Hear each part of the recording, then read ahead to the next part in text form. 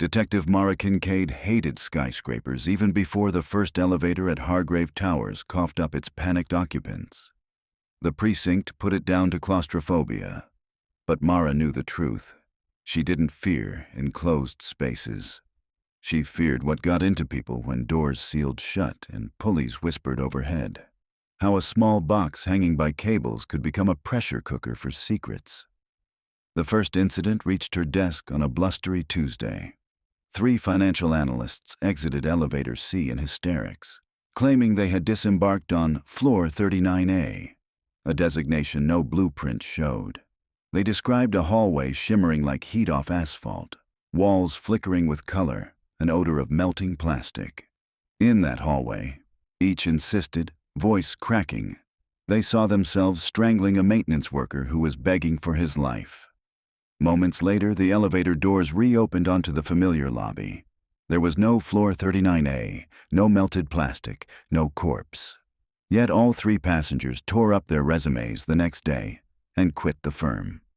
A week later, Elevator A stopped at floor 0 and disgorged a lawyer who claimed she watched, in real time, a security feed of herself hacking her firm's trust accounts. The feed was time-stamped 2 months in the future. She resigned, hired an attorney, and turned over her passwords before any money vanished. By the time Mara arrived with a forensics team, the building's manager, Leonard Fisk, clutched a steaming mug as though caffeine alone could keep his nerves from fraying. He pushed tortoiseshell frames up the bridge of his nose and tried to sound professional. "We shut down the elevators after the 3rd apparition." "Apparition," Mara echoed, scribbling. "You're calling it supernatural? I'm calling it bad for business. Tenants talk lawsuits. If we're haunted, they'll flee. If we're negligent, they'll sue. Pick your poison." She touched the brushed steel call button. It pulsed amber, then red, then dead. She faced Fisk. "All 3 incidents involved different cars, different shafts. Yes, our elevator vendor thinks it's impossible. Their diagnostics show normal." Mara's partner, Sergeant Luis Ortega, shone a flashlight up the open shaft.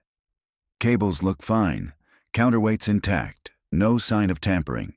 "Show me the control room," Mara said. In a cramped sub-basement, banks of servers hummed beside dusty schematics. A single monitor displayed car positions. Elevator B hovered on floor 17. Elevator C rested at the ground lobby. Elevator A, currently decommissioned, sat between floors 10 and 11.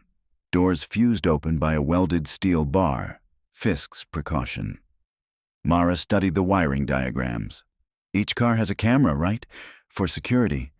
Where's the live feed?" Fisk hesitated. "That's the thing. The cameras flicker out whenever the visions occur. We lose footage for those minutes." "Convenient," Ortega muttered. More reported sightings trickled in. Imaginary floors like 24, 12, 66B, or 13. The latter long since skipped on the panel. Each time, passengers insisted they saw future crimes starring themselves.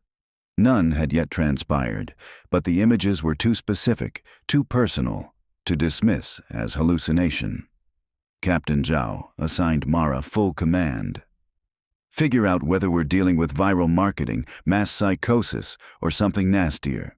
And be careful, you've been on stress leave before." That night, Mara sat in her studio apartment, replaying interviews. She noticed a pattern. Every future crime involved suppressed resentment, analysts against overbearing bosses, lawyer under crushing billables, an intern who wanted to torch the server containing her plagiarized thesis. The elevator hadn't conjured random gore. It curated private fantasies passengers would rather bury. The next morning, she met Dr. Karina Bhatt, a cognitive neuroscientist consulting for the city on collective delusions. Bhatt examined transcripts while sipping green tea. "The elevator gives each rider a tailored preview of wrongdoing. Fascinating. Are the crimes identical across witnesses?" "No, custom cut," Mara said, "like the machine knows their dark sides." "Or someone inside the security system does?" "These cars log badge-ins. Whoever hacked them could access riders' HR records, psych profiles, therapy notes. Mara leaned forward. Elevators don't just stop on floors that don't exist, though. That suggests projection, some AR overlay on the LED panel and doors. But the passengers swear they stepped out. Memory is malleable, Bot said. Under stress, the brain fills blanks. They might have glimpsed a screen inside the car, then confabulated a hallway. Mara wasn't convinced, yet physical impossibility demanded technological deceit. Only, the vendor repeated. No modifications, no firmware patches, no ghost code. So Mara rode. She waited until 2 a.m. when occupants dwindled. Fisk sulked but yielded. He keyed open elevator B, wished her luck, retreated. Ortega monitored from the lobby with Bot on speaker. Mara secured her service pistol, a body cam, and a small recorder staple gun to her lapel. Redundancy if signals jammed. Fluorescent light bathed the car. Mirrored panels reflected her tense stare. She pressed 47, the top floor, and folded arms. The ascent was smooth. At floor 14, the car braked. Doors parted. A yawning dark corridor stretched before her, walls glossy like wet oil. The elevator's internal display read 14, but the hall signage glowed crimson, 41. A negative floor? Her body cam juddered, static rippling. She swallowed. Ortega, you seeing this? Silence. Curiosity wrestled duty. She placed boot across the threshold. The hallway's floor felt spongy, as though laid with tacky resin. Overhead lights sputtered to life, revealing a cascade of broken picture frames littering the path, each frame holding the same photograph. Mara pointing her Glock at a kneeling suspect. Ellis Revere, the cartel courier she'd arrested last year. In every frame, her fingers squeezed the trigger. Bang. But she never fired that day. Revere surrendered. A voice, deeper and closer than echo, spoke her thoughts. Next time you won't hesitate. Next time you'll make sure he can't testify. Heart hammering, Mara backed into the car. Doors clamped shut. The console flickered, numbers scrambling. 15, 16, 38, 2 then. The car plummeted, cables wailing. Emergency brakes slammed, tossing her against the rail.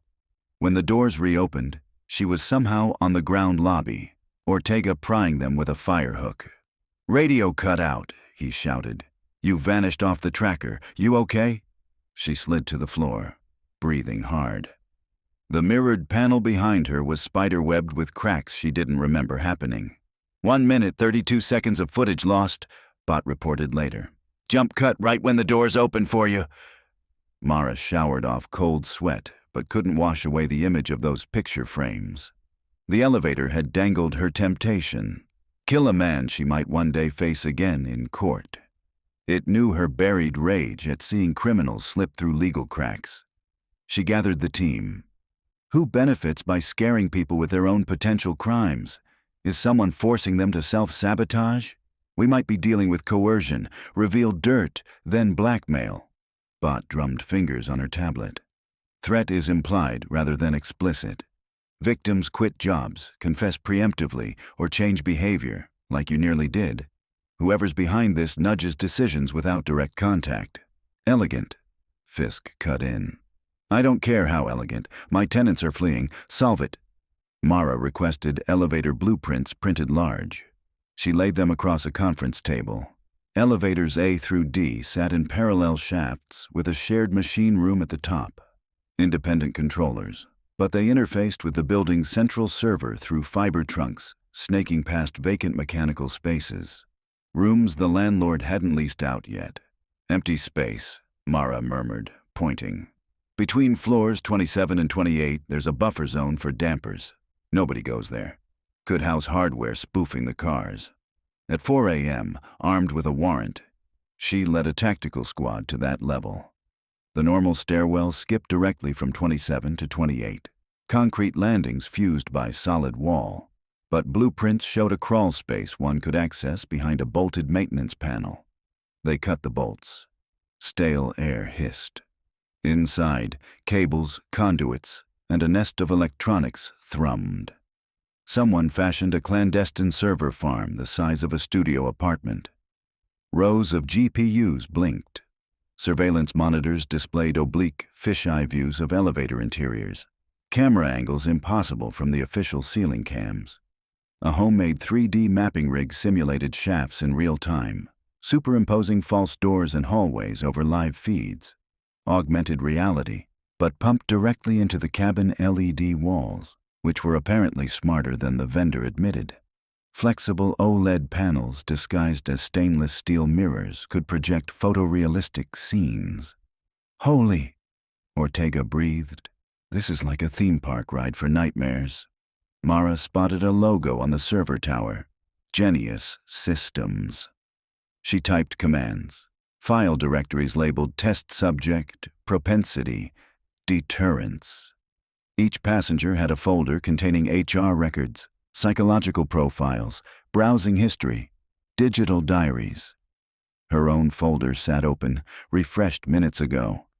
The elevator isn't tempting them to commit crimes, Bot realized. It's showing them what they would do under stress, then letting them choose. A behavioral deterrent system. Scare them straight. Mara's pulse quickened. Genius Systems. They pitched predictive policing software to the mayor last year, rejected on civil rights grounds. Someone's beta testing anyway. A screech of metal cut through discussion. From deeper inside the server farm emerged a stooped figure wearing maintenance coveralls. Gray stubbled chin. Mara raised her Glock. Hands where I can see.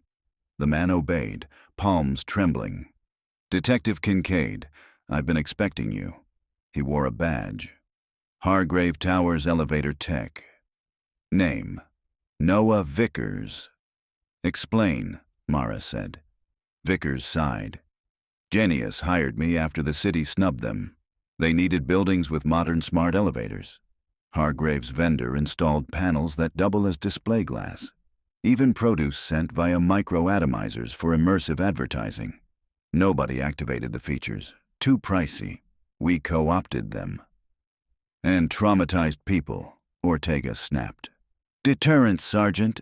Imagine showing a potential murderer the blood on his hands before he ever buys a gun. Our algorithm scours data, constructs hyper-real projections targeting each rider's highest risk outcome. Once they see it, statistics say there's an 86% reduction in actual offense. Without consent, Bot countered. Consent is a luxury victims don't have, Vickers said. We're preventing crimes that would hurt real people. Mara's mind flicked to Ellis Revere, the courier. Would she truly kill him? Or had the machine exaggerated? She lowered her weapon slightly. How'd you access personal data? Genius partners with app developers, credit bureaus, therapy chatbots. Data is everywhere, Detective. We just connect the dots. What about the elevator nearly killing us with free fall? A show of stakes. No mortal danger. Magnetic brakes guarantee survival. Tell that to my bruised ribs. She thumbed cuffs onto Vickers. You're under arrest for conspiracy, hacking critical infrastructure, unlawful surveillance, and whatever else I add before we reach booking. Sirens soon wailed outside. CSU began cataloging servers. But the ethical quagmire only deepened. Captain Zhao arrived, eyes heavy. Mayor's office wants statements. Half the council approved exploring predictive tech last term. Genius bypassed oversight, Mara said. They went vigilante. What about the victims? Any crimes actually prevented? Hard to quantify a non-event, Bot offered. As Vickers was led away, he turned to Mara. You felt it, didn't you?